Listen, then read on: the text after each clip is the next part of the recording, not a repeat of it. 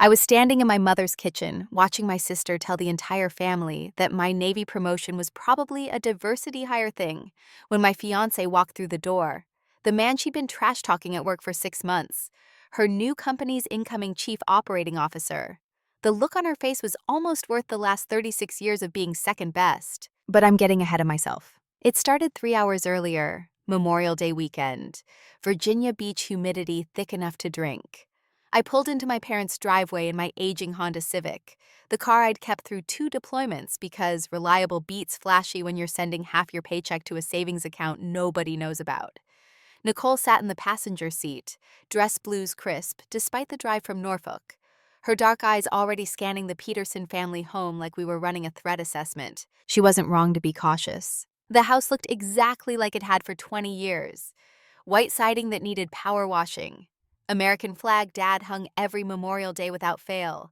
Mom's garden gnomes arranged in what she insisted was a welcoming pattern, but actually looked like a ceramic militia.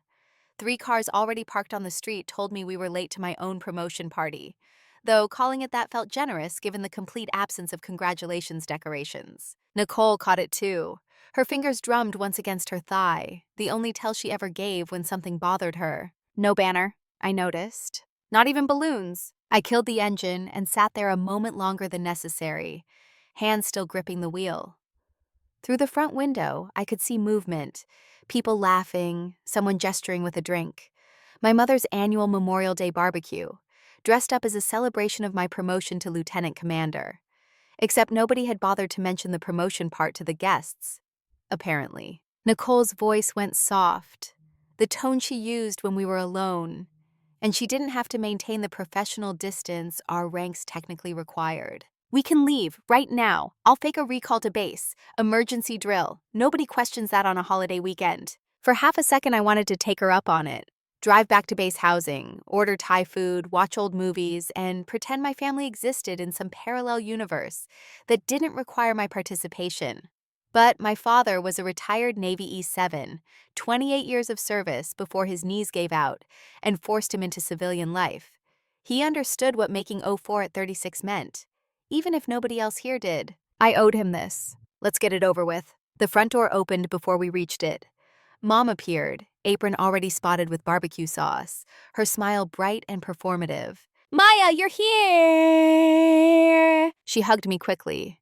The kind of embrace that looked affectionate from a distance, but involved minimal actual contact. When she pulled back, her eyes went to my shoulder boards. Lieutenant commander rank I'd been authorized to wear for exactly 11 days, and something flickered across her face. Not pride. Something closer to confusion, like I'd shown up wearing someone else's uniform. Brooke's inside setting up her presentation. Come on, everyone's waiting. Nicole and I exchanged a glance. Presentation? Mom's smile never wavered, but her hand fluttered toward the living room in that way it did when she was anxious and trying to hide it. She just got promoted to senior HR manager at Sentinel Defense. Isn't that wonderful? She made this whole slideshow to share her journey. Very professional. The words landed with the weight of tradition. Of course Brooke had a presentation. Of course this day, nominally about my promotion, had been repurposed to celebrate whatever achievement my sister needed validated this month. The pattern was so familiar, it almost didn't hurt anymore. Almost. Inside, the living room had been transformed into a corporate conference room. Brooke's laptop connected to the TV, a PowerPoint title slide glowing, "My Journey to Leadership Excellence." 30-some relatives filled every available seat, faces I saw once a year at events like this. People who knew me as Tom's daughter, the one who joined the Navy, the one who was never around. Brooke stood near the TV, remote in hand, wearing a dress that cost more than my monthly car payment. Her blonde hair fell in the kind of salon waves that required professional intervention, makeup applied with precision that would have impressed a drill instructor. She looked up when I entered, and her smile widened. Maya, finally, Mom said you'd be late. I hadn't given an arrival time, but pointing that out would make me the difficult one, so I smiled back and found a spot near the kitchen doorway where I could escape if needed. Nicole stayed close, a silent presence at my shoulder. Brooke clicked to the first slide, a photo of herself at a desk, surrounded by diverse coworkers who were definitely stock images. So, I wanted to share my journey because I think it's important for our family to understand what real leadership looks like in the corporate world. Real leadership. as opposed to the fake kind I apparently practiced in military intelligence operations. She walked through slides detailing her promotion timeline, her innovative HR strategies, her mentorship of junior staff. The relatives nodded along, impressed by buzzwords they didn't understand. Mom beamed from her seat near the front, hands clasped like she was watching her daughter accept a Nobel Prize. Aunt Susan, Mom's older sister, leaned forward. "Brooke, you're just so inspiring, and you accomplished all this without having to join the military or anything." The without hung in the air, laden with implication, without sacrificing, without leaving, without choosing something other than the safe traditional path. Brooke's eyes found mine for just a second, and I saw the satisfaction there. This was the point. Not to celebrate her success, but to contextualize it as superior to mine. She clicked to another slide. "One thing I've learned is that success isn't about titles or ranks. It's about impact. Anyone can get promoted if they're in the right place at the right time. But genuine leadership? That's about lifting others as you climb." Nicole's hand found my elbow, a gentle pressure that meant breathe. The presentation continued for another 15 minutes. By the time Brooke clicked to her final slide, a quote from some business guru about authentic leadership, I'd mentally reviewed the entire UCMJ section on maintaining composure under provocation. Applause filled the room. Mom stood up first, hugging Brooke like she'd just returned from war instead of giving a PowerPoint presentation in a suburban living room. Uncle Mark, Dad's younger brother, clapped me on the shoulder as people started migrating toward the backyard, where Dad had the grill going. "So Maya, you're still in the Navy, right? What's your job these days?" "Intelligence specialist. I just made lieutenant commander." His face went politely blank. Numbers and ranks meant nothing to him. "That's nice. Brooke was just telling us about her promotion. Senior HR manager. Pretty impressive for someone her age." I watched him walk away, already forgetting the conversation. Dad appeared from the kitchen, carrying a tray of burgers. His eyes met mine, and something passed between us. Understanding, maybe, or shared exhaustion at the performance we were both watching. He nodded toward the backyard, a silent invitation to escape the celebration of my sister's slideshow skills. Outside, late afternoon sun turned everything golden. The deck Dad had built 15 years ago, the fence he repainted every spring, the garden shed where I'd hidden as a kid when family gatherings got too loud. Nothing changed here. That was the point, I think. The Peterson house as a monument to sameness, to traditions that felt less like comfort and more like obligation. I helped Dad arrange burgers on the grill, the familiar sizzle and smoke creating a buffer of normalcy. "Lieutenant Commander, that's good work, Maya." His voice was quiet, almost drowned out by conversation from the deck where relatives were gathering. But I heard it, held it close. "Thanks, Dad." "Your grandfather would have been proud. He made 042, remember? Took him till he was 42. I did remember. Grandpa Peterson, career Navy. The reason Dad enlisted, the reason I'd grown up knowing the difference between enlisted and officer ranks before I knew my times tables. He died when I was 16, but not before telling me I had what it took to go further than he had. Dad flipped a burger with more force than necessary. "Your mother means well, I know." "She worries about Brooke, always has." "I know that too." He was quiet for a moment, spatula resting against the grill grate. "Doesn't make it right what she did in there, making your day about someone else." Something in my chest loosened. Not forgiveness for Mom, but acknowledgement that I wasn't crazy for feeling erased. It's tradition at this point. Dad's laugh came out bitter. "Bad traditions should be broken." Before I could respond, Cousin Jennifer materialized at my elbow, wine glass in hand, face flushed from either heat or alcohol. "Maya, oh my God, I didn't even see your ring earlier." She grabbed my left hand before I could pull it back, examining the engagement ring James had chosen after 3 months of research and several consultations with a jeweler who specialized in sapphires. "This is gorgeous sapphire, right? So unique." Her voice carried across the deck. Several heads turned. I felt the familiar tightening in my shoulders, the sense that I'd accidentally triggered something. Brooke appeared like she'd been summoned, heels clicking on deck boards. "Let me see your..." I could have refused. Should have, probably. But family dynamics are trench warfare, and sometimes you have to give ground to avoid a bigger battle. I extended my hand. Brooke's fingers were cool as she tilted my hand to catch the light. The ring was simple, an oval sapphire flanked by small diamonds, set in platinum. James had chosen sapphire because I'd mentioned once, years ago, that I preferred colored stones to traditional diamonds. The fact that he'd remembered, had cared enough to remember, meant more than the ring itself.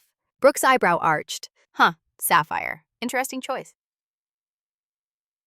The words were neutral, the tone was not. Very alternative, bohemian almost. Translation: not good enough, not expensive enough, not what a real engagement ring should look like. Jennifer, oblivious, gushed on. I think it's stunning. Who's the lucky guy? Do we get to meet him? James is on his way. He had duty this morning. I kept my voice level, giving nothing away. Brooke's eyes sharpened. Duty? So he's military too? The slight sneer in her voice made it sound like a disease. Navy pilot, Commander? For just a second, something dark flashed across Brooke's face. James outranked her entire worldview, literally and figuratively. Commander? Wow. So you guys will just move around constantly? Never settle down, never have a real home? The implication being that my life was somehow less legitimate than hers, less real, less worth having. We're both transferring to San Diego next month. It's a good assignment. Transferring. Brooke turned to the small crowd that had gathered. So you're leaving again, Maya. Leaving Mom and Dad. The guilt trip was so practiced, it was almost art. Mom, who'd drifted over at some point, made a small wounded sound. You're leaving? Maya, you just got here. It's a promotion assignment, Mom. It's good for my career. Right. Brooke's voice went sharp. Because career is always more important than family. Classic Maya. The words hit like they were meant to. Several relatives shifted uncomfortably. Nobody spoke up. I felt my hand clench at my side, nails biting into palm. Nicole moved closer. A silent show of solidarity that nobody else would notice, but that steadied me anyway. Aunt Susan, trying to lighten the mood, raised her wine glass. Well, congratulations on your promotion, Maya. What's your new title again? Lieutenant Commander. I'll be heading a joint intelligence. Wait! Brooke laughed, the sound bright and cutting. You got promoted again? Didn't you just make lieutenant like 2 years ago? 3 years ago. Standard timeline for 03 to 04. The Navy must really be hurting for officers if they're promoting people that fast. She said it like a joke, but everyone heard the edge. Uncle Mark, genuinely curious or genuinely oblivious, stepped into the trap. How do promotions even work in the military? Is it like the corporate world? I started to answer. Performance evaluations, time in service, selection boards, competition rates that made civilian promotions look easy. But Brooke cut me off. Don't they have quotas now, like diversity requirements and stuff? The deck went silent. She kept going, momentum carrying her past the point where someone with normal social awareness would have stopped. I'm not saying anything bad. I read an article about military diversity initiatives. They're great, important. I'm sure you earned it, Maya, in whatever way. The last part landed with surgical precision. Whatever way. Not through merit, not through years of sacrifice and deployments, and 18-hour days analyzing intelligence that saved actual lives, through checking a box, through being a woman in a uniform. Someone gasped. Might have been Jennifer, might have been Mom. Nicole stepped forward, and I felt her entire body coil like she was about to launch across the deck. I caught her eye, shook my head once. This was mine to handle. My promotion was based on my performance leading intelligence operations. On my record, my voice came out calm, professional, the voice I used when briefing admirals. Brooke's smile never wavered. Of course it was. I'm just saying, sometimes organizations have to check boxes, you know? It's not personal. It's just how things work now. Dad's spatula hit the grill with a clang. Brooke, that's enough. First time he'd intervened all day. First time in years, maybe. Brooke blinked, startled. Then her face rearranged into hurt confusion. What? I'm just having a conversation. Why is everyone so sensitive? Mom rushed in, voice anxious. Tom, she didn't mean anything by it. Girls, let's not fight. It's a family day. I set my water bottle down on the deck railing very carefully. Precisely. The way you handle explosives. I need some air. Nicole was already moving with me, a tactical retreat executed with the kind of synchronization that came from years of working together. We made it to the kitchen before I had to stop, hands gripping the counter, breathing controlled but shallow. The room was blessedly empty. Mom's kitchen, unchanged since my childhood. Same wallpaper with faded roosters. Same ancient microwave. Same table where I'd done homework while Brooke watched TV in the other room because she didn't like the pressure of studying. Nicole leaned against the doorframe, keeping watch. Say the word and I'll go back out there and explain to your sister how quotas actually work. Slowly, using small words. Despite everything, I almost smiled. Stand down. Stand down, Chief. I'm off duty. I can commit minor assault if properly motivated. The laugh that came out of me sounded wrong, edged with something sharp. Nicole's expression softened. You want to leave? For real this time? I shook my head. Dad had stood up for me. That mattered. And James would be here soon. I could survive until then. But Nicole was watching me with that look she got sometimes. The one that saw past the uniform and the composure. What are you thinking right now? And don't give me the professional deflection. I stared at my hands, at the ring that had started this whole mess. You know what the worst part is? Tell me. Part of me wonders if she's right. Maya, not about the diversity thing. I looked up, met her eyes. But maybe I don't deserve it. Maybe I'm not as good as everyone says. Maybe I've just been lucky or in the right place or… Nicole was across the kitchen in 3 strides, hands on my shoulders, face inches from mine. Stop. Right now, you earned that promotion because you're brilliant. Because you cracked that terrorist finance network last year that everyone said was impossible. Because the Admiral personally wrote your commendation. Because you're the best intelligence analyst I've ever worked with. And I've worked with a lot. Then why doesn't my own family see it? The words came out smaller than I meant them to. Younger. Nicole's voice went gentle. Because they're too busy watching Brooke's slideshow to look at your actual life. We stood there for a moment, the house sounds filtering in from outside. Laughter, music from a speaker somewhere, the clink of bottles in a cooler, all the sounds of a family celebration that had nothing to do with me. A car door slammed in the driveway. Nicole glanced toward the window. Is that… I knew before I looked. Something in my chest recognized the sound of James's SUV, the particular rhythm of his footsteps on pavement. Through the kitchen window, I watched him emerge from his vehicle. Khakis and a button-down, sleeves rolled to his elbows, carrying a bottle of wine and a bakery box from the place near base that made the lemon bars I loved. Tall, broad-shouldered, moving with the easy confidence of someone comfortable in his own skin. He'd told me once that his father was Mexican, his mother Korean, and that he'd spent his childhood explaining his last name to people who thought Rivera and his features didn't match. The Navy had been the first place he'd felt like names and faces didn't have to align with other people's expectations. Now he was walking toward a Peterson family gathering, about to discover exactly how much my family excelled at expectations. Nicole saw my face and understood. Want me to run interference? Before I could answer, the front door opened. James's voice carried through the house, warm and polite. Hello, Mrs. Peterson? Mom's response was sugary welcome, the hostess persona she could deploy like armor. Oh, you must be James. We've heard so much about you. Lie.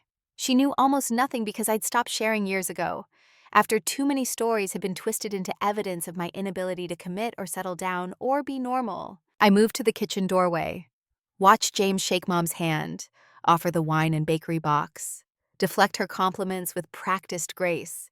He'd grown up in a military family too. He knew the dance. Then Brooke walked in from the deck. She stopped, actually stopped moving, face cycling through confusion, recognition, and something close to horror in the span of 3 seconds. James turned, saw her, and his expression remained perfectly neutral.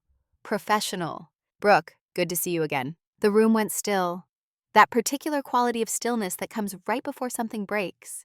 Brooke's voice came out strangled. Commander Rivera. James, please, we're not at work. Every head swiveled between them. Uncle Mark frowned. Aunt Susan's eyes widened. Mom looked between her daughter and my fiancé, like she was trying to solve an equation with missing variables. You two know each other? James's smile was easy, practiced, and utterly devastating in its politeness. Brooke works at Sentinel Defense Systems. I'm starting there as Chief Operating Officer next month. We've been in transition meetings since February. The silence that followed had weight. I watched Brooke's face drain of color, watched her realize, in real time, that the man she'd been undermining in meetings for 3 months was the same man who'd just been announced as her sister's fiancé. That the complaints she'd filed about military personnel lacking corporate finesse had been about her future brother-in-law. That every snide comment she'd made in the break room about the new COO being too rigid, too formal, too military had been about the person now standing in her mother's living room holding lemon bars. Mom recovered first, hostess training overriding confusion. Brooke, you work with Maya's fiancé? What a wonderful coincidence. Coincidence. As if the defense contractor world in Tidewater, Virginia wasn't a small ecosystem where everyone eventually crossed paths. Brooke's mouth opened, closed, opened again. He's new to the company. James turned to me then, and his entire demeanor shifted. The professional mask dropped, replaced by something genuine. He crossed to where I stood in the kitchen doorway, leaned in, pressed a kiss to my cheek. Sorry I'm late, duty ran over. His voice was warm, intimate, meant for me.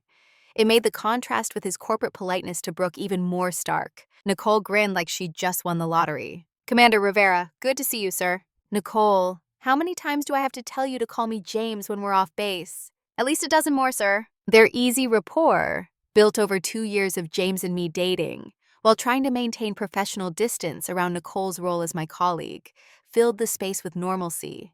It made Brooke's obvious discomfort that much more visible. Uncle Mark, bless his oblivious heart, stepped forward with his hand out. James, Tom Peterson's brother Mark. Good to meet you. So you're taking over operations at Sentinel?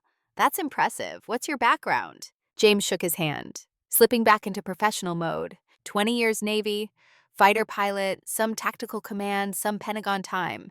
The transition to defense contracting felt like a natural next step.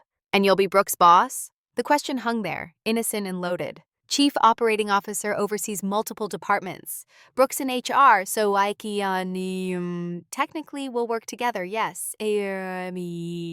Brooke looked like she might be sick. I should have felt satisfaction. Should have enjoyed watching her squirm after she'd just spent the afternoon undermining my career and my engagement. But what I felt was tired. So deeply tired of the games, the competitions, the constant need to prove myself to people who'd already decided I wasn't worth their pride. Mom, desperate to smooth things over, clapped her hands. Well, isn't this wonderful? James, you should meet everyone. We're just having a little celebration. For Maya's promotion. Dad's voice cut through the noise, firm and clear. To Lieutenant Commander, it's a big deal. The room shifted. Several relatives who'd spent the afternoon celebrating Brooke's slideshow suddenly remembered that this was nominally my day. Aunt Susan raised her wine glass awkwardly. Yes, congratulations, Maya. Others echoed her. A chorus of belated acknowledgement that felt more like obligation than celebration. James's hand found the small of my back, a subtle gesture of support that steadied me. Thank you all. Maya's worked incredibly hard for this. The Navy's lucky to have her. Brooke made a sound, half laugh, half something else. Everyone looked at her. She forced a smile, brittle and wrong. Of course they are. Maya's always been so dedicated. The word sounded like an accusation. James's hand pressed slightly firmer against my back. A question. You okay? I gave the tiniest nod. Mom, anxiety radiating off her in waves, gestured toward the deck. Let's go outside. Food's ready. We should eat while it's hot. The crowd migrated, relief palpable, crisis averted, or at least postponed. Brooke lingered near the doorway, staring at James like he might disappear if she blinked hard enough. He turned to her, expression professionally neutral. Looking forward to working with you, Brooke. Your HR team has been very helpful with the transition. Diplomatic, courteous, and completely devastating because we both knew helpful was generous. Brooke managed something that might have been a nod, then fled to the deck. Nicole waited until we were alone in the kitchen. That was beautiful. I'm going to remember this moment forever. I leaned against the counter, processing. She didn't know. She really didn't know you were my fiancé. James shrugged. I don't talk about my personal life at work.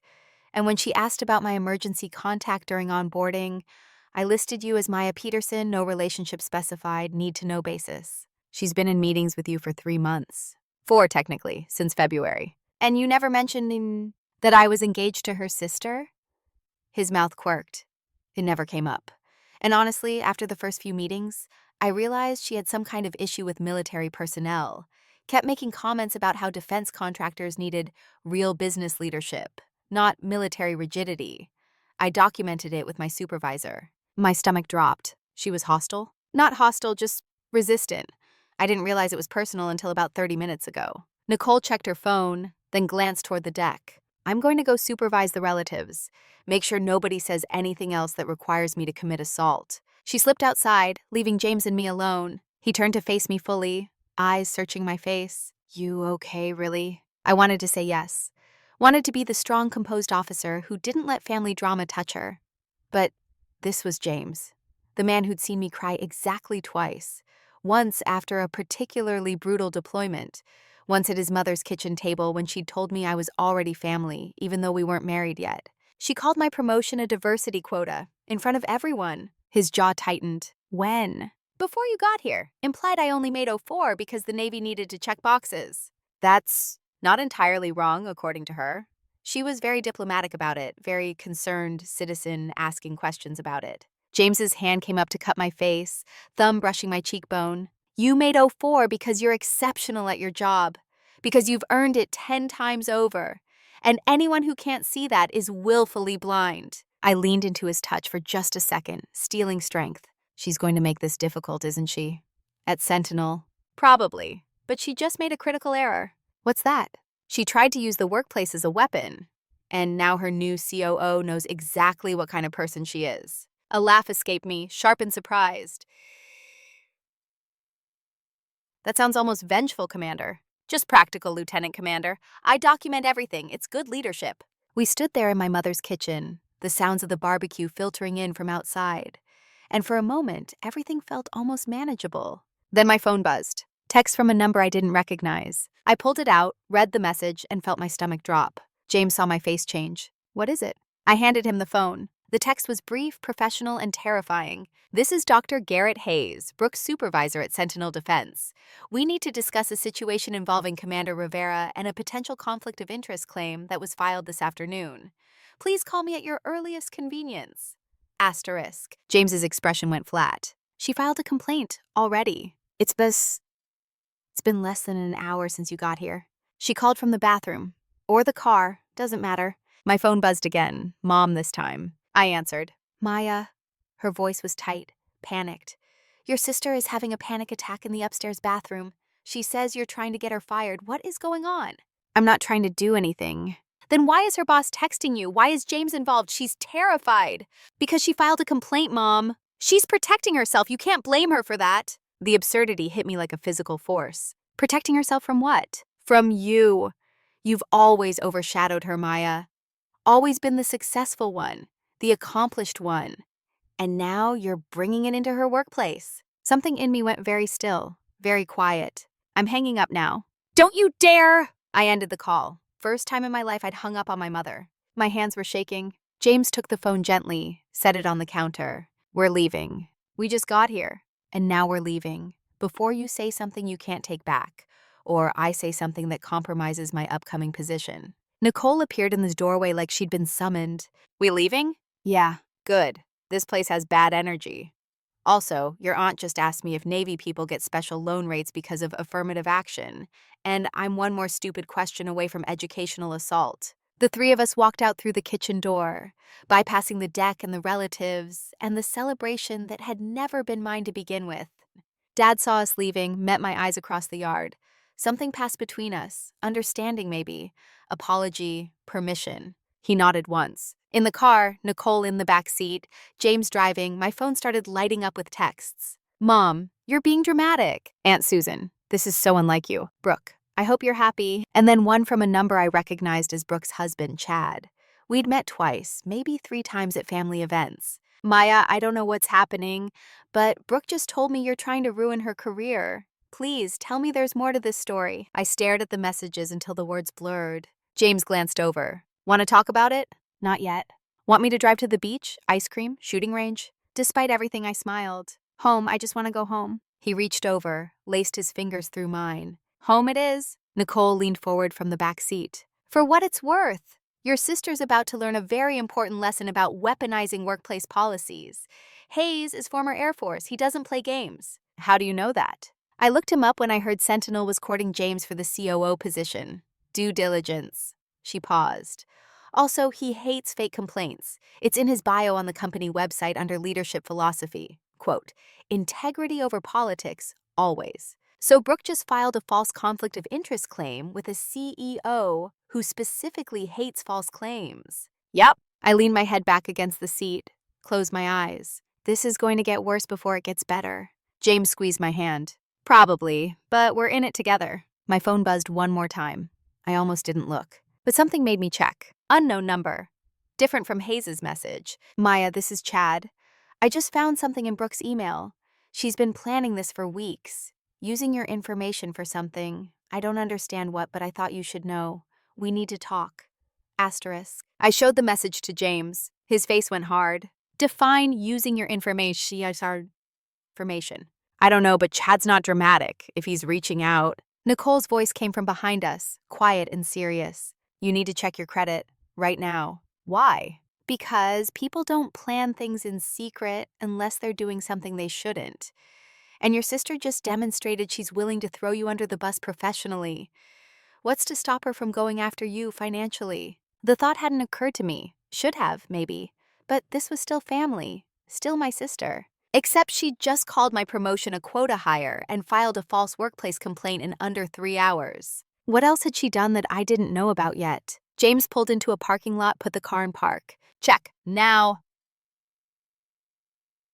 Use the app on your phone. I pulled up my credit monitoring app, the one I'd set up years ago for VIA loan planning and security clearance maintenance. Waited for it to load. The score appeared first, down 45 points from last month. Below it, red alert notification. New account opened, review required. My hands went numb. James leaned over, read the screen. What account? I clicked through. The details loaded. Department store credit card, $8,000 limit, $6,400 balance, multiple missed payments. Billing address, mom and dad's house.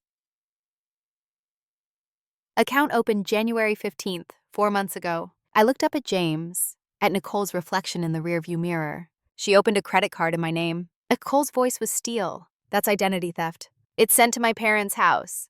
My old mail forwarding address from deployments. Who gets your mail there? I thought about Mom's words earlier on the phone, before everything exploded. Brooke usually grabs it when she visits. She was trying to be helpful. Brooke. James's jaw clenched. Pull your full credit report, all 3 bureaus, right now. I did.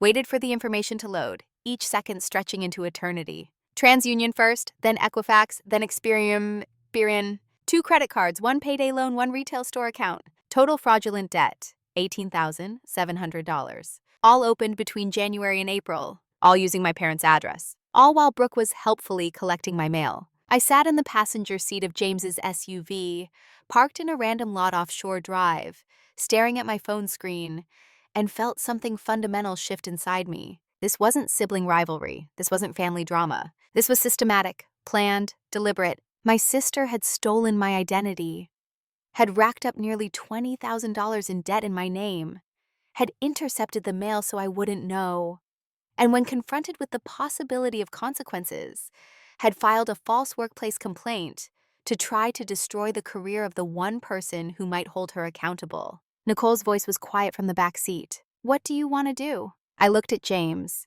at the man who just met my family for the first time and walked into a nightmare. Who could have walked away? Could have decided this was too much chaos, too much damage. Instead, he met my eyes and asked the only question that mattered. What do you need? And for the first time in my life, I knew the answer. I need to protect myself, even if it means going to war with my own family. He nodded once, firm and certain. Then that's what we do. My phone buzzed again. Hayes' number this time. Ms. Peterson, I understand this is Memorial Day weekend, but we have a time-sensitive situation. Brooke has filed formal complaints alleging conflict of interest and potential harassment. I need to speak with you and Commander Rivera tomorrow morning, 9 a.m. at my office. Please confirm. I showed it to James. She's going nuclear. Let her. We have documentation, we have timelines, we have the truth. And we have $18,000 of fraud to report, Nicole added. I typed back to Hayes. Confirmed. We'll be there. Then I opened a new message to Chad. Can you meet tomorrow afternoon, after we deal with Sentinel? I need to know everything. His response came 30 seconds later. Yes, I think you need to see her emails, all of them. I set the phone down, looked at James. This is going to get ugly. It already is ugly. Now it's just going to be honest. He started the car, pulled back onto Shore Drive. We drove in silence, the sun setting over the Chesapeake, painting everything in shades of gold and red. Tomorrow I'd face my sister's supervisor. Tomorrow I'd read emails that would probably destroy what was left of my relationship with my family. Tomorrow I'd have to decide whether to file criminal charges against my own sister. But tonight, driving home with James and Nicole, I felt something I hadn't felt in years. Clarity. The weight I'd been carrying, the need to be good enough, accomplished enough, successful enough to finally earn my family's pride, lifted. Because I'd finally understood the truth. It was never about being good enough. Some people will never see you no matter how bright you shine. And that's not a failure on your part. It's a choice on theirs. James pulled into my apartment complex, killed the engine, turned to face me. You know what happens next, right? She's going to tell everyone I'm the villain, that I'm attacking her, that I'm the jealous sister who can't stand her success. Probably. Mom's going to choose her side, like always. Maybe. I'm going to lose my family. James reached over, took my hand. You're going to lose people who never saw you in the first place. That's not the same thing as losing family. Nicole climbed out of the back seat, opened my door. Come on, Lieutenant, let's order Thai food, watch something explosively stupid, and plan tomorrow's strategy. We've got a workplace complaint to destroy and some fraud charges to file. I looked at her, at James, at the two people who'd shown up to my family barbecue as backup, and were now helping me dismantle my entire relationship with the people who raised me. Thank you, both of you. Nicole grinned. That's what family does. Real family, anyway. We went inside, ordered pad thai and spring rolls, pulled out laptops and started documenting everything. Screenshots, timestamps, credit reports, messages. My phone kept buzzing. Mom, Aunt Susan. Unknown numbers that were probably other relatives who'd been mobilized to guilt me into backing down. I silenced it all, because for the first time in 36 years, I was choosing myself. And if that made me the villain in their story, then so be it. I'd rather be the villain in someone else's narrative than disappear in my own. Morning came too early. 05:30, my body clock dragging me awake before the alarm had a chance. Muscle memory from years of reveille, I suppose. James was already up, coffee brewing in the kitchen, dressed in civilian business attire that still somehow looked military. Crisp lines, muted colors, nothing that could be called casual. He handed me a mug when I emerged from the bedroom. Nicole's meeting us at Sentinel at 08:45. She says she wants to be there for moral support, quote, in case Hayes needs to understand exactly how good Maya is at her actual job. I wrapped out my hands around the mug, letting the heat ground me. She doesn't have to do that. Try telling her that. I did. She laughed and hung up. Despite the churning anxiety in my gut, I smiled. We arrived at Sentinel Defense Systems headquarters with 15 minutes to spare. The building rose from the Virginia Beach Industrial Park, like a monument to government contracts, all glass and steel and security checkpoints. Nicole was waiting in the lobby, also in civilian clothes, looking entirely too awake for 08:45. She handed me a folder. Your performance reviews from the last 3 years, just in case Hayes needs context on why calling your promotion a quota is demonstrably false. I stared at her. When did you? Last night. While you were stress-eating spring rolls, I was pulling your public record, the non-classified stuff, obviously. James checked his watch. We should head up. Dr. Garrett Hayes' office occupied the top-floor corner suite, windows overlooking the Atlantic on one side, and the industrial sprawl on the other. His assistant, a woman in her 50s with the kind of efficiency that suggested prior military service, ushered us into a conference room instead of his office. Brooke was already there, sitting next to a man I didn't recognize, mid-40s, expensive suit, briefcase that screamed corporate attorney. She looked composed, makeup perfect, but I caught the tremor in her hands when she reached for her water glass. She didn't meet my eyes. Hayes entered precisely at 0900, followed by a younger woman carrying a laptop and notepad. He was exactly what I'd expected from Nicole's research. Late 50s, gray haircut military short, posture that screamed retired officer even in civilian clothes. He didn't waste time on pleasantries. Thank you all for coming on short notice. I'm Dr. Garrett Hayes, CEO of Sentinel Defense Systems. This is Monica Chen, our chief legal counsel. He sat, opened a folder, and looked directly at Brooke. Ms. Peterson, you filed 3 separate complaints yesterday afternoon: conflict of interest, potential harassment, and workplace favoritism, all concerning Commander Rivera's upcoming employment here. Is that correct? Brooke's attorney leaned forward. My client has legitimate concerns about... Hayes held up a hand. I'm asking Ms. Peterson, is that correct? Brooke swallowed. Yes, I have concerns about Commander Rivera's ability to maintain professional boundaries given his relationship with my sister. Your sister who doesn't work here. But she's an active duty naval officer with no employment relationship to this company. Correct? Brooke's jaw tightened. Yes, but the perception... Let's talk about perception. Hayes pulled another document from his folder. You've been on the hiring committee for Commander Rivera's position since February. You voted against his candidacy twice. Your notes from the March meeting state, and I quote, military leadership often struggles in civilian corporate environments. Recommend against hire. Accurate? Brooke shifted in her seat. I was evaluating his qualifications objectively, without mentioning that he was potentially involved with your sister. I wasn't certain at the time, but you suspected. According to your own complaint filed yesterday, you suspected as early as February. Hayes leaned back. So you participated in hiring discussions for 3 months while harboring undisclosed personal connections to the candidate. That's a conflict of interest, Ms. Peterson, the exact thing you're now accusing Commander Rivera of. The attorney jumped in. Dr. Hayes, if we could approach this more collaboratively. This is collaborative. I'm laying out facts. Hayes turned to James. Commander Rivera, when did you disclose your relationship with Maya Peterson to HR? James's voice was steady, professional. During my initial interview in January, I listed her as my emergency contact and specified our engagement.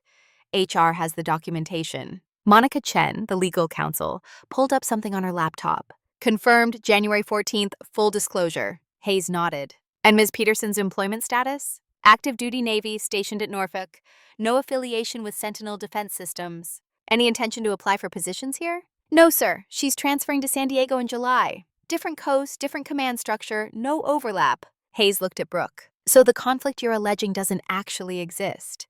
Commander Rivera disclosed appropriately, HR vetted it, and his fiancé works for an entirely different organization. What specifically is the issue? Brooke's composure cracked slightly. The issue is that my family dynamic is now going to affect my workplace. People will make assumptions. They'll think I got special treatment or what, Ms. Peterson? She stopped, realizing, maybe, that finishing that sentence would reveal exactly what this was actually about. Hayes waited. When she didn't continue, he closed the folder with deliberate care. I've reviewed your complaints. I've examined Commander Rivera's hiring process. I've checked Maya Peterson's employment status. There is no conflict of interest. There is no harassment. There is no favoritism. Brooke's attorney opened his mouth, but Hayes wasn't finished. What there is, however, is a pattern of you making inappropriate comments about military personnel in workplace settings. 3 documented instances since February where you've suggested defense contractors need to move away from military rigidity and toward real business thinking. Comments that, coincidentally, align with your voting record against Commander Rivera's hire. Color drained from Brooke's face. Those were professional opinions. Opinions that, viewed in context with these complaints, suggest personal bias rather than professional judgment. Hayes stood, meeting over. Ms. Peterson, these complaints are dismissed. Commander Rivera's employment begins as scheduled July 1st. You and I will have a separate conversation about workplace conduct and appropriate channels for raising concerns. Monica will be in touch to schedule that. Brooke's attorney started gathering papers. Defeat written in every movement. Dr. Hayes, if I could just... No, thank you for coming. Dismissal absolute and final. We filed out. Brooke wouldn't look at any of us. Face turned toward the window as if studying the parking lot might somehow change what had just happened. In the elevator, Nicole waited until the doors closed. That was beautiful. Surgical. I want to frame it. James said nothing, but his hand found mine. Squeezed once. Outside in the parking lot, my phone buzzed. Text from Chad. Can you meet now? I know you just had your meeting. I'm at the coffee place on Shore Drive. Please. I showed James. Go, he said. Nicole and I will head back to your place. Start documenting the credit fraud. You need to hear whatever Chad has to say. You sure? Positive. This is between you and your family. Well, what's left of it. I kissed him, quick and grateful, then drove to the coffee shop Chad had mentioned. He was sitting in a corner booth looking like he hadn't slept. Brooke's husband. I'd met him maybe 3 times total at family events. Remembered him as quiet, pleasant, the kind of man who seemed uncomfortable at Peterson gatherings. Now he looked destroyed. I slid into the seat across from him. Chad, Maya, thank you for coming. He pushed a folder across the table. I need to show you something, and then I need to ask you some questions. I opened the folder. Emails, printed out, highlighted, dated, all from Brooke's personal account to various people. The first one was to a woman named Jennifer Marks, dated March 10th. Jen, you know that program you told me about? The one where you can check credit reports if you have someone's SSN and address? I need to see my sister's credit. She's being weird about money, and Mom's worried. Can you help? My stomach dropped. Jennifer's response, Brooke, that's technically fraud if you don't have permission. Are you sure? Brooke, it's not fraud if it's family. Mom just wants to make sure Maya's not in trouble. You know how military people are with debt. Next email, different recipient, dated April 2nd. Hey, quick question. If someone wanted to open a credit card using another person's information, how would they do that? Asking for a friend who needs to help her sister build credit, but the sister is deployed and can't do it herself. Recipient. That's identity theft? Please tell me you're not actually doing this. No response from Brooke to that one. Third email, dated April 15th, to a number I didn't recognize. The cards came. I'm using the one for department stores for house stuff. I'll pay it back before she notices. She makes way more than me anyway. She won't even miss it. I looked up at Chad. How long have you known? His voice was hoarse. I found the emails last night after you left the barbecue. I'd been noticing weird charges on our accounts. Nothing huge, but enough to make me check. Then I found her alternate email account, the one she thought I didn't know about. He pulled out more pages. There's more. She's been planning the HR complaint thing for weeks, since she first suspected you and Rivera were together. Email dated May 3rd to her friend Sarah. I think my sister is dating my new boss, or at least someone high up. She mentioned a James, Navy commander, and there's only one Rivera at Sentinel. If I can prove it's a conflict of interest, maybe I can get him removed before he starts. Then I won't have to deal with her success being thrown in my face at work too. Sarah's response, that seems extreme. Why not just be happy for her? Brooke, you don't understand what it's like being the disappointment sister. Everything I do, she does better. Military career, promotions. Now she gets the perfect guy who's also my boss. I'm sick of it. Asterisk. I set the papers down carefully, very carefully. Why are you showing me this? Chad's eyes were red. Because I'm divorcing her, and because you need to know what you're dealing with. The words hung there. Chad, I confronted her last night, after you left. She admitted everything. The credit cards, the mail, the planning. She said she was going to pay it back, that you wouldn't have even noticed, that it wasn't a big deal because sisters share things. He laughed, bitter and broken. Then she told me if I said anything to you, she'd claim I was abusive, that I'd isolated her from her family, that I'd been controlling her money. She had this whole story ready. Jesus. I've been married to her for 8 years. We have 2 daughters, and I'm sitting here realizing I don't know who she is. He pushed the entire folder toward me. Take it, all of it. Use it however you need to. I'm filing for divorce next week. I'm getting custody of the girls. And I'm going to make sure they understand that lying and stealing and destroying people isn't acceptable, no matter who taught them otherwise. I stared at this man I barely knew, this accidental ally in a war I hadn't signed up for. Your daughters, they're going to blame me. Probably, for a while. But they're 12 and 14. They're smart. Eventually they'll figure out the truth. He stood, left cash on the table for coffee he hadn't touched. One more thing. Your mom called me this morning, asked me to convince you to drop whatever you're planning, said Brooke is fragile, that you're being vindictive, that family should forgive. What did you tell her? I told her that forgiveness without accountability is just enabling. Then I hung up. He walked out, leaving me alone with a folder full of evidence that my sister had been systematically planning my destruction for months. I sat there for 10 minutes, reading through emails that got progressively more unhinged. Brooke complaining to friends about how I'd always overshadowed her. Brooke researching how to file workplace complaints. Brooke calculating how much credit she could access using my information before I'd notice. This wasn't impulsive. This wasn't a mistake. This was calculated malice. My phone buzzed. James, how did it go? I took a photo of the folder. Worse than I thought. On my way back. When I got back to my apartment, James and Nicole had transformed my living room into a command center. Laptop open with credit reports displayed, legal pad covered in notes. My phone on speaker, apparently mid-call with someone. Nicole waved me over. Maya, this is Detective Ramirez from Virginia Beach PD, Financial Crimes Division. I called while you were out. I picked up the phone. Detective! Ms. Peterson, your friend Nicole explained the situation. I'm going to need you to file a formal police report. Identity theft, fraud, possibly elder abuse statutes if your parents knowingly facilitated this. My parents didn't know. You sure about that? I thought about Mom's comment about Brooke helpfully collecting my mail. No, I'm not sure. Then we investigate everything. Can you come to the station this afternoon? Yes. Bring all documentation, credit reports, account statements, any communication about the fraudulent accounts. I'll get a case number started. After I hung up, I showed James and Nicole the emails from Chad. Nicole read through them, expression darkening with each page. She's been planning this since March. This isn't reactive, it's premeditated. James was quieter, studying the email about the HR complaint. She knew filing false complaints could backfire. She did it anyway. That's not rational. Desperation isn't rational, I said. And she's desperate. Has been for a while, probably. Nicole looked up. Why? Why is she so desperate to destroy you? I leaned back against the couch, staring at the ceiling. Because I exist. Because every time I succeed, it's evidence of her failure. Because mom and dad treat her like she's fragile and me like I'm invincible. And neither of us got what we actually needed.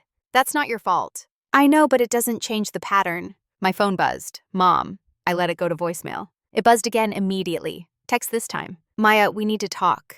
Your sister is falling apart.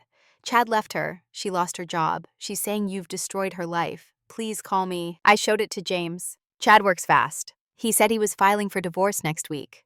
Must have told her already. Nicole snorted. Good, she should experience consequences. Another text from Mom. If you press charges, you'll ruin her completely. She'll never recover. Is that what you want? To destroy your own sister? I stared at the screen. James's hand found my shoulder. What do you want to do? I want her to face consequences. I want my credit fixed. I want her to stop. Then that's what we pursue. I typed back to Mom. She destroyed herself. I'm just refusing to be collateral damage. Her response came instantly. How can you be so cold? She's your sister. Me. And I'm her victim. Start treating me like one. I put the phone face down on the coffee table. Let's go to the police station. Get this on record. The Virginia Beach Police Department's Financial Crimes Division occupied a corner of the main building. All fluorescent lighting and beige walls. Detective Ramirez was mid-40s, Latina, with the kind of sharp eyes that suggested she'd seen every scam variant humans could invent. She led us to an interview room, gestured for me to sit. Let's start from the beginning. When did you first become aware of the fraudulent accounts? I walked her through it. The credit alert, the discovery of multiple accounts, Chad's emails, Brooke's confession to him about planning it. Ramirez took notes, expression neutral. And your parents' involvement? My mail gets forwarded to their house from deployments. My sister was collecting it, claiming she'd forward it to me. She never did. Did your parents know about the accounts? I don't think so, but they enabled the access. Ramirez nodded. We'll need to interview them. And your sister. This is looking like felony identity theft, possibly multiple counts.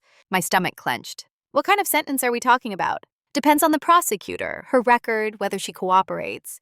Could be probation with restitution, could be jail time. Hard to say. She pulled out a form. I need you to fill this out.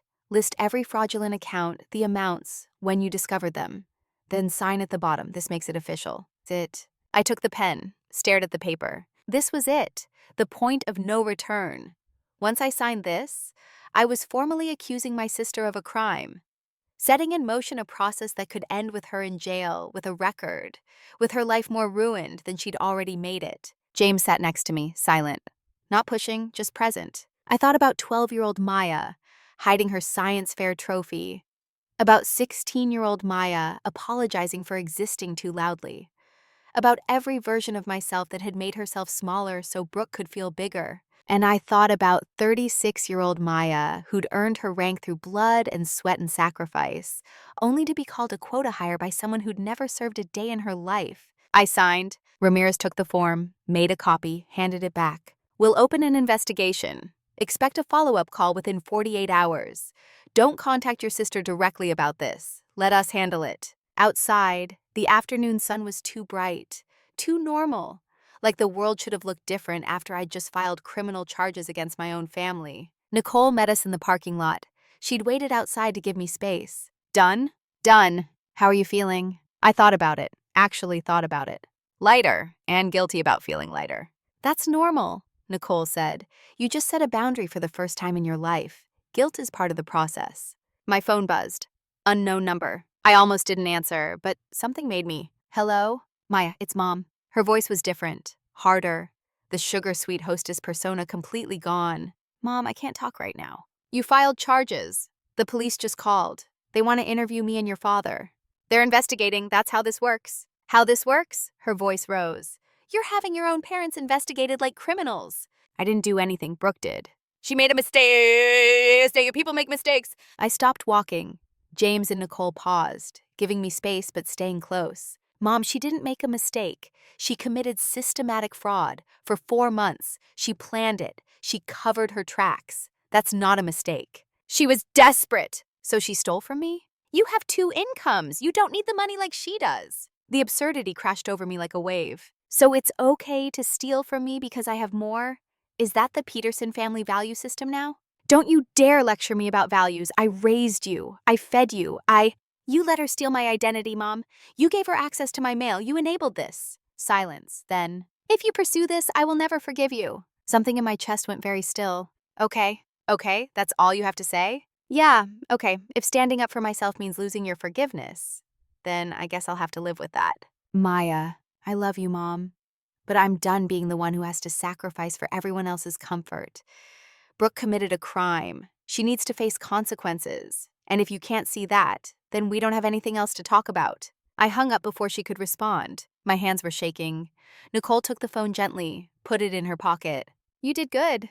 I just burned the bridge. She burned it. You just stopped pretending it was still there. James's arm came around my shoulders. Home? Yeah, home. That night, curled up on my couch with James on one side and Nicole on the other, watching some mindless action movie none of us were really seeing.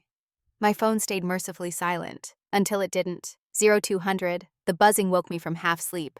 Text from Dad. Maya, your mother is in the hospital. Heart palpitations, stress-induced. Doctor says she's stable, but Maya, this is killing her. Can we please find another way? Attached. Photo of Mom in a hospital bed looking small and frail and old. I stared at the image until my eyes burned. James stirred next to me. What is it? I showed him. He looked at the photo, then at me. What do you want to do? I don't know. She's manipulative and enabling, and she's chosen Brooke over me my entire life. But she's also my mom, and she's in the hospital because of stress I caused. Stress Brooke caused. This isn't on you, isn't it? James sat up, took my face in his hands. Listen to me. Your sister committed fraud. You reported it.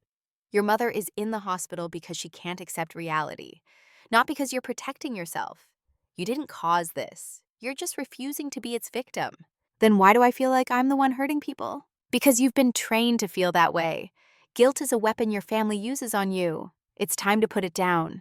I leaned into him, letting him hold me while I cried for the second time in 2 days. More tears than I'd shed in the last 2 years combined. Nicole appeared in the doorway, hair wild, eyes alert despite the hour. What happened? Mom's in the hospital. Shit, she sat on my other side. Real emergency or manipulation? Does it matter? Kind of, yeah. I showed her the photo. She studied it. Heart palpitations from stress, not a heart attack, not organ failure, palpitations, anxiety response. You sound skeptical. I sound like someone who's seen family members weaponize health scares before. My aunt did this every time someone set a boundary. Chest pains, dizzy spells, mysterious fainting episodes, all real physical symptoms, all stress-induced, all deployed at strategically convenient moments. So you think Mom's faking? No, I think she's genuinely stressed. I also think she's been trained to use that stress as leverage. James's phone buzzed. He checked it, frowned. It's Chad. He answered, put it on speaker. Commander Rivera. Sorry to call so late. I just wanted Maya to know. Linda's fine. I'm at the hospital with Tom. The palpitations were real, but the ER doc says it's anxiety, not cardiac. They're monitoring her overnight as a precaution, but she's not in danger. Why are you there? Because Brooke called me hysterical, saying her mom was dying and it was Maya's fault. I went to check. Found Tom in the waiting room completely alone. Brooke never showed up.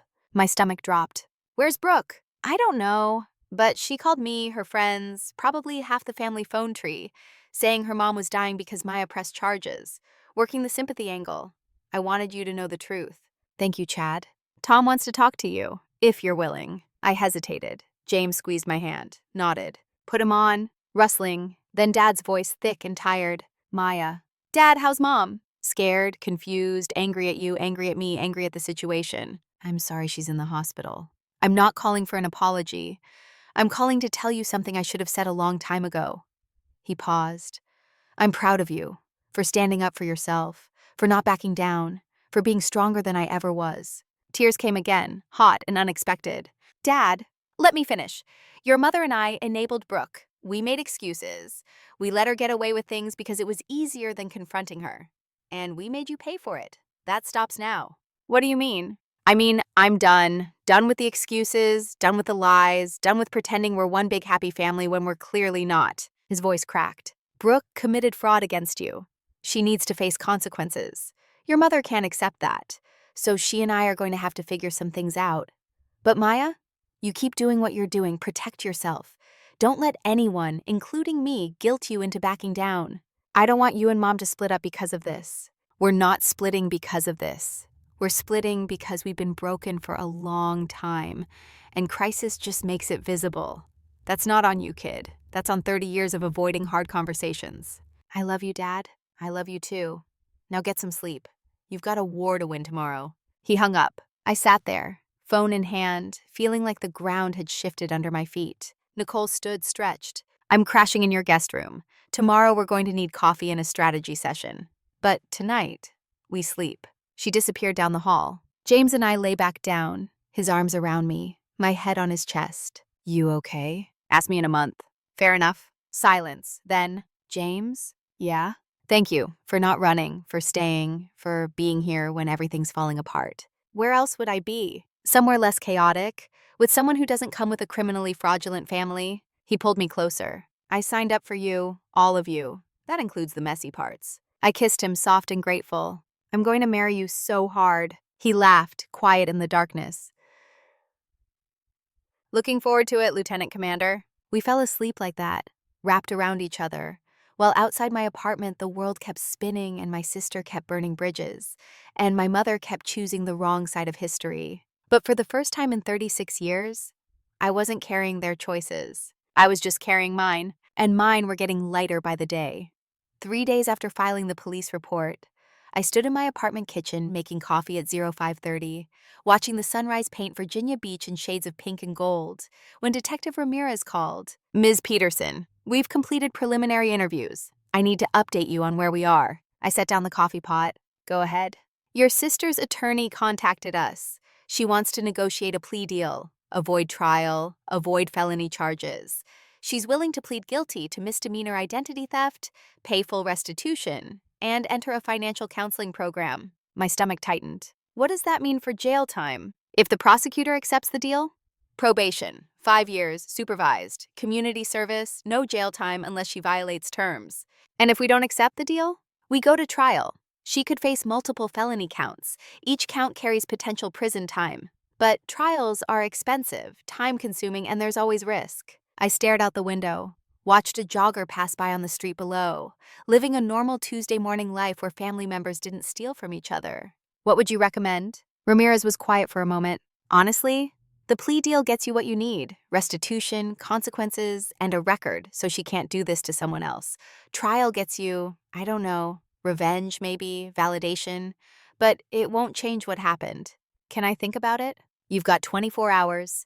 After that, we proceed to formal charges. After she hung up, I stood there holding my phone, feeling the weight of the decision settle into my bones. James found me 10 minutes later, still standing in the same spot. You okay? I told him about the call, the plea deal, the choice. He listened without interrupting, then asked the question that mattered. What do you want? Not what's fair, not what punishes her most.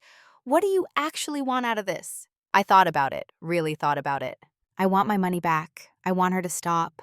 I want a record that shows what she did so she can't do it again.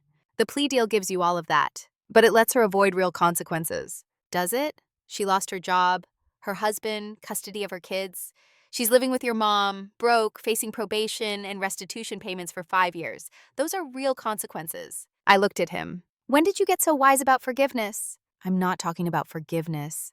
I'm talking about closure. There's a difference. The next morning, I called Ramirez. Accept the plea deal with conditions. What conditions? She pays restitution in full within 36 months. She completes financial counseling. She has no contact with me for the duration of probation. And if she violates any terms, we pursue felony charges, no second chances. I can work with that. 2 weeks later, I sat in a courtroom watching my sister plead guilty to 4 counts of misdemeanor identity theft. She stood before the judge in clothes that looked borrowed, hair pulled back in a simple ponytail, no makeup, looking smaller than I'd ever seen her. The judge, a woman in her 60s with steel gray hair and no patience for theatrics, read the charges. Ms. Peterson, you're pleading guilty to using your sister's personal information to open fraudulent credit accounts totaling $18,700. Is that correct? Brooke's voice was barely audible. Yes, Your Honor. Do you understand that this plea means you're accepting responsibility for these actions? Yes, Your Honor. Do you have anything you'd like to say before I accept your plea and issue sentencing? Brooke was quiet for a long moment.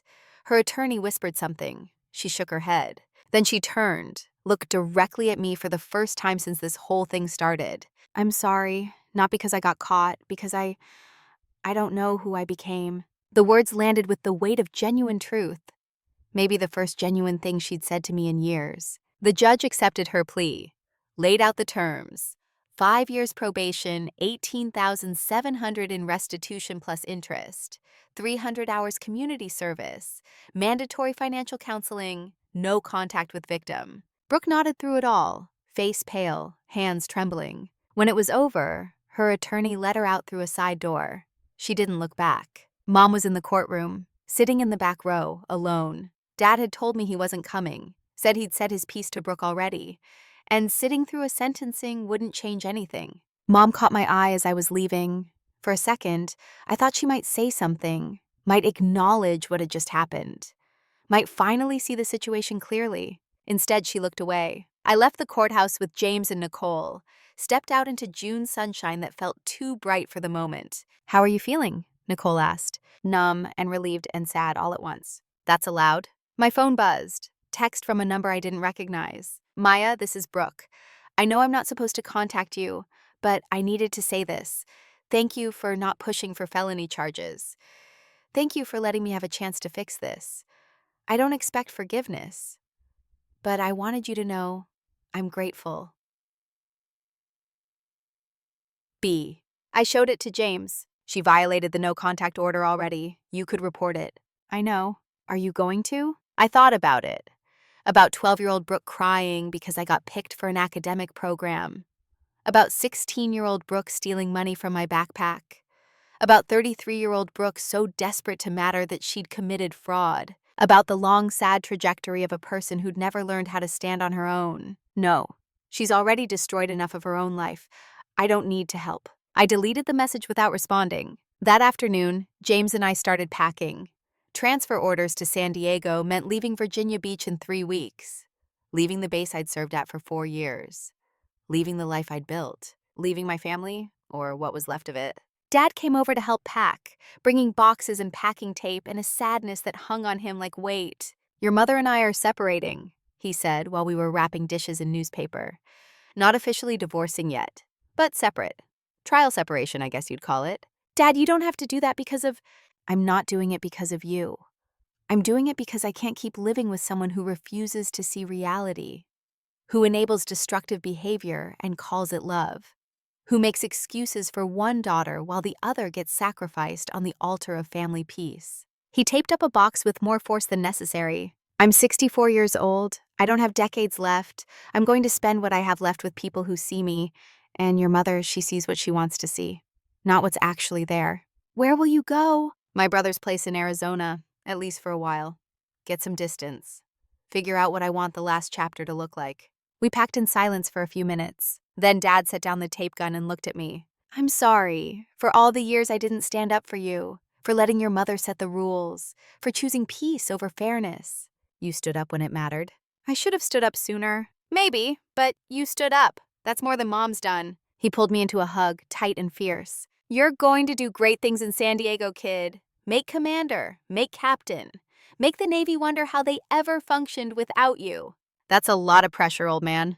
"You can handle it. You've been handling pressure your whole life." He left that evening, driving away in his pickup truck with a few boxes of belongings, heading to a brother's house I'd never seen to start a life I couldn't picture. I watched him go and felt like I was watching my childhood disappear into the rearview mirror. The next 2 weeks passed in a blur of packing, out-processing, final checkouts from base. Nicole was transferring too. Different timeline, but same destination. She'd be in San Diego by August. James's job at Sentinel fell through, not because of Brooke's complaints, those had been dismissed, but because, as Hayes explained in an apologetic phone call, the optics were too complicated, too much family drama, too much risk of ongoing issues. James took it with characteristic grace. "There are other companies, other opportunities. San Diego has plenty of defense contractors." "I'm sorry, this is my fault." "It's Brooke's fault, and it's fine, really. I'd rather start fresh somewhere without that baggage anyway. 2 days before our move, I visited Mom. She was living alone in the house I'd grown up in, surrounded by furniture that hadn't changed in 20 years. Dad's chair still in the living room, even though he wasn't coming back to sit in it. She opened the door, looking older than I remembered. Maya. Mom. Awkward silence. I'm leaving for San Diego the day after tomorrow.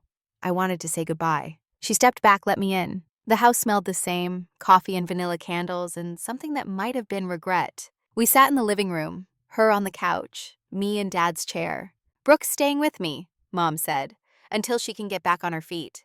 I know. She's trying, really trying, going to her counseling sessions, working part-time at a grocery store, paying you back. That's good. More silence. Mom's hands twisted in her lap.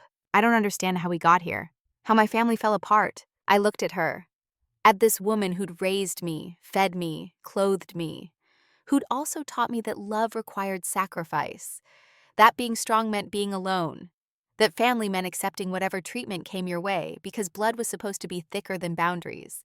We got here because you chose one daughter over the other for 36 years. And when I finally stood up for myself, you couldn't handle it.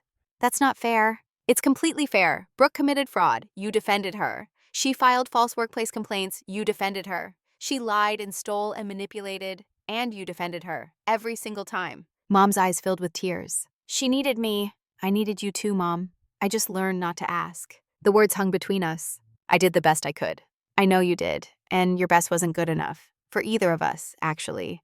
Brooke needed boundaries, not bailouts. I needed support, not sacrifice. We both got the wrong thing. So what now? You leave and never speak to me again? I thought about it. About what I actually wanted from this relationship.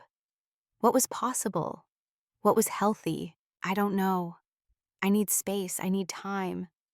I need you to understand that what Brooke did was wrong, and that holding her accountable wasn't cruelty. It was necessary. And if I can't see it that way, then I guess we don't have much to talk about. I stood. Mom stayed sitting. I hope you're happy in San Diego, she said. Small voice. Sad. I hope so too. I left through the front door, walked to my car, drove away from the Peterson house for what I suspected might be the last time. Didn't cry until I was 3 blocks away. James met me at my apartment. How'd it go? About as well as expected, which is to say terribly. I'm sorry. Me too. We finished packing that night, loaded my Honda with the essentials. Everything else would come with the moving company in a few days. Early morning on moving day, Nicole showed up with coffee and donuts. Road trip supplies. It's 3,000 miles. You're going to need sustenance. You're supposed to be working? I took leave. Someone needs to make sure you actually make it to California and don't just drive into the ocean somewhere in Texas. James loaded the last box into his SUV. Ready? I looked back at the apartment complex. 4 years of my life lived here. Deployments launched from here. Promotions celebrated here. Family drama that nearly destroyed me, resolved here. Yeah, I'm ready. We drove out of Virginia Beach at 0600, sun rising over the Atlantic behind us, the entire country spreading out ahead. Nicole rode with me. James followed in his vehicle. We'd convoy across the country together, stopping in random motels, eating at highway diners, putting distance between who I'd been and who I was becoming. Somewhere in Tennessee, my phone buzzed. Text from Dad. Made it to Arizona. Brother's place is nice, warm, quiet. I'm going to like it here. Drive safe, kid. Call when you get to San Diego. Another text, this one from Chad. Girls asked about you. I told them you're moving for work. They wanted me to tell you good luck. They're starting to understand it's slow, but it's happening. And then surprisingly, one from Aunt Susan. Maya, your mom told me what really happened. I'm sorry I didn't speak up at the barbecue. I should have. You didn't deserve what Brooke did. I hope San Diego is everything you want it to be. Asterisk. Small acknowledgements. Small validations. Not enough to fix the past, but enough to make the future feel less heavy. We stopped for the night in Oklahoma City. Cheap motel, 3 rooms, vending machine dinner because we were too tired to find real food. Nicole knocked on my door around 2200. Can't sleep? Weird to be leaving. Feels like I'm running away. You're not running away. You're running toward.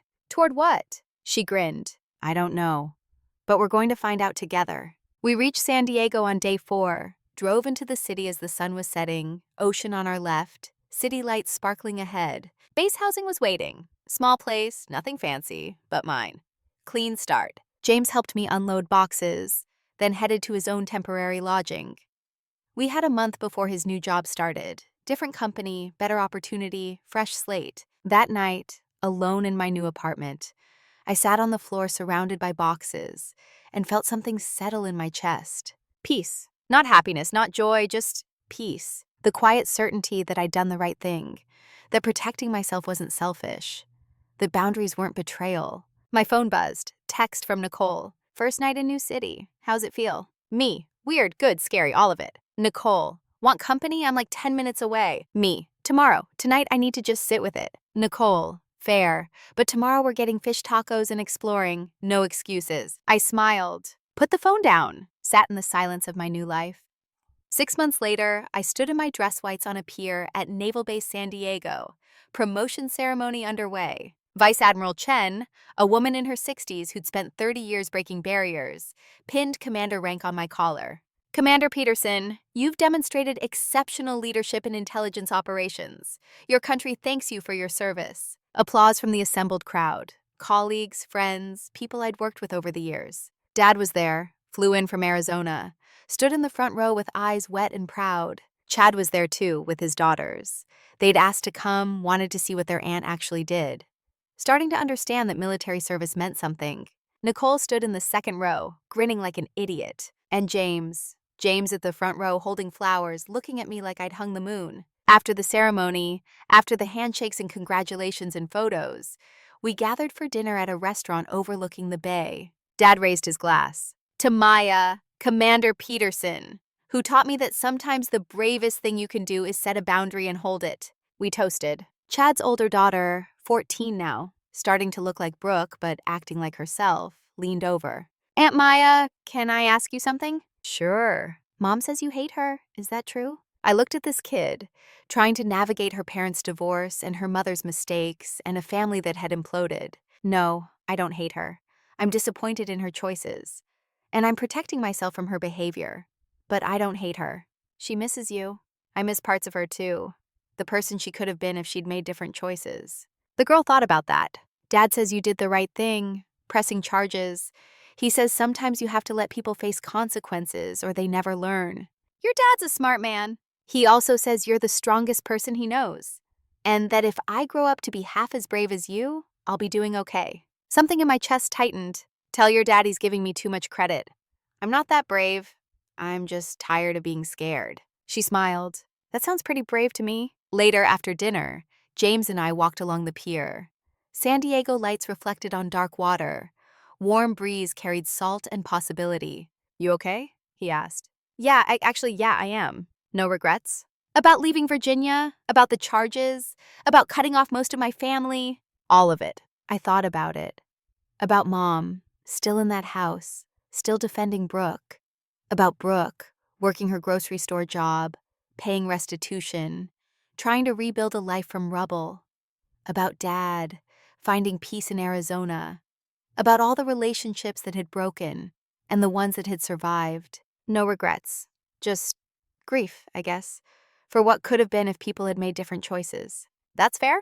We walked in comfortable silence. Then James stopped, turned to face me. So, Commander Peterson, we're getting married in 3 months. Beach ceremony, small crowd, Nicole officiating because she got herself ordained online specifically for this purpose. Sounds about right.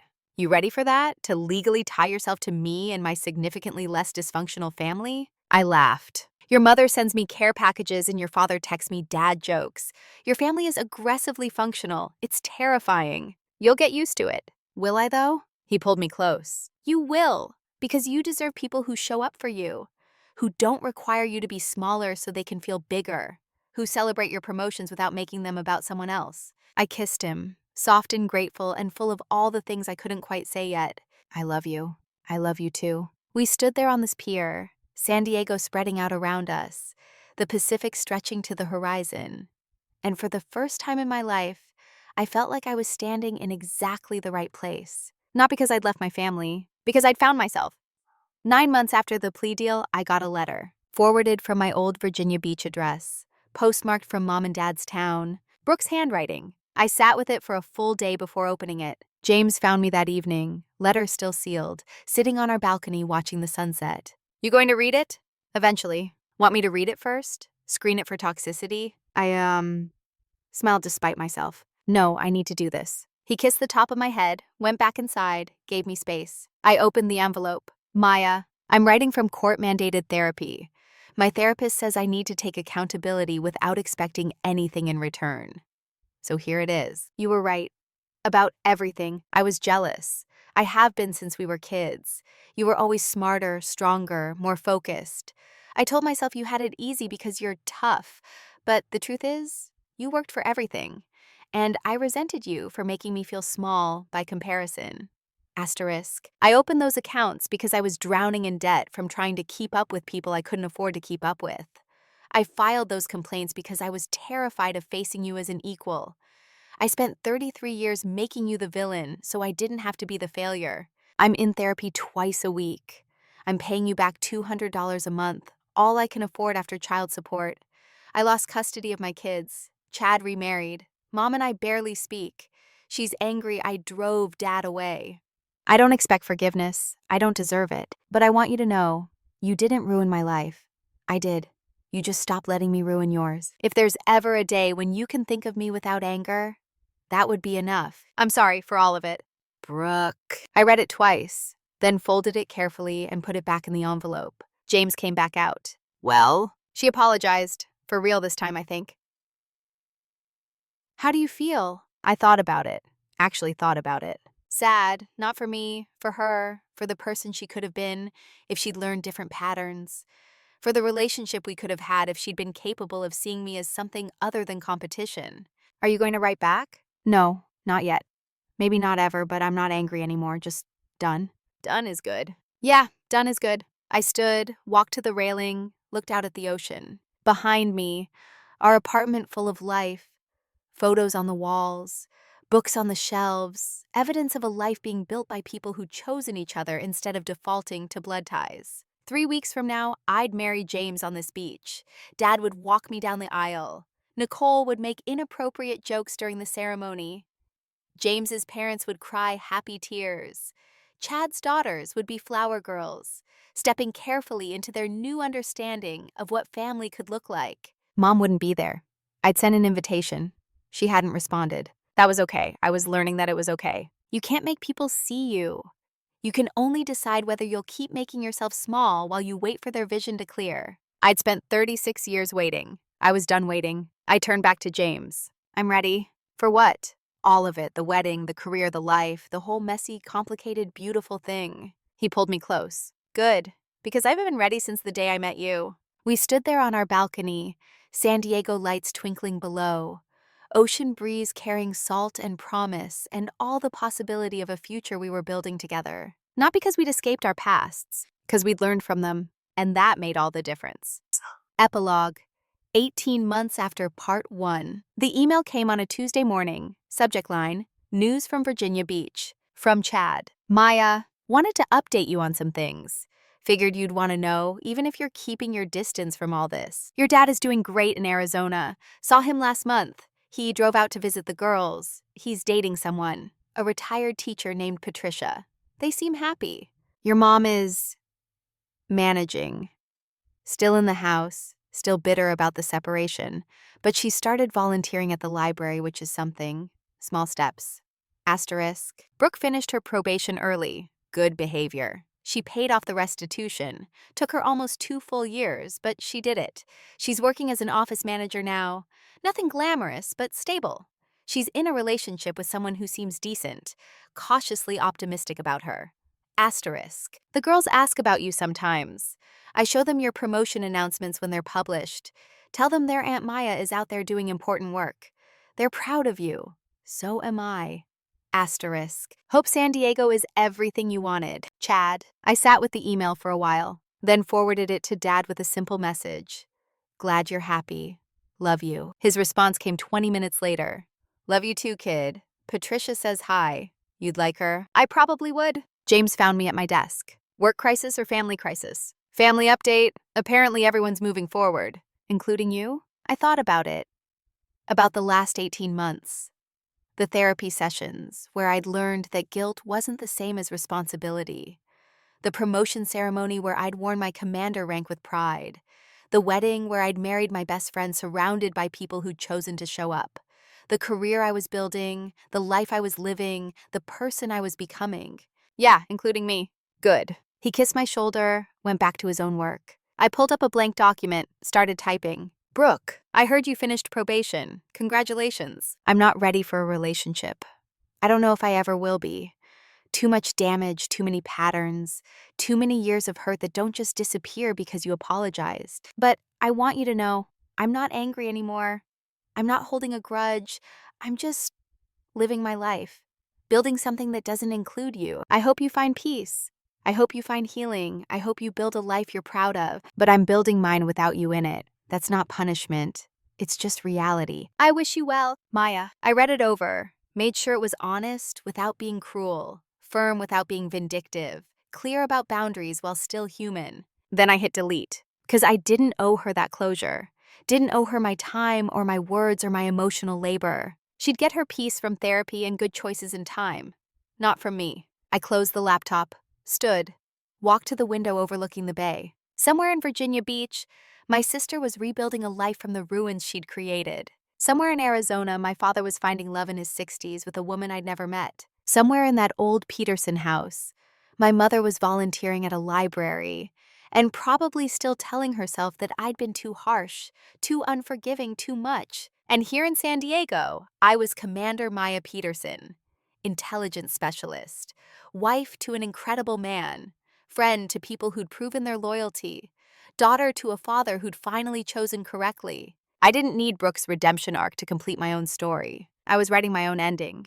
And it looked like this: sunrise over the Pacific, coffee with my husband, work that mattered, friends who showed up, a life built on my own terms, with my own hands, without apology or permission. I'd spent 36 years trying to earn a seat at a table that was never meant for me. So I'd built my own table, and the view from here was extraordinary.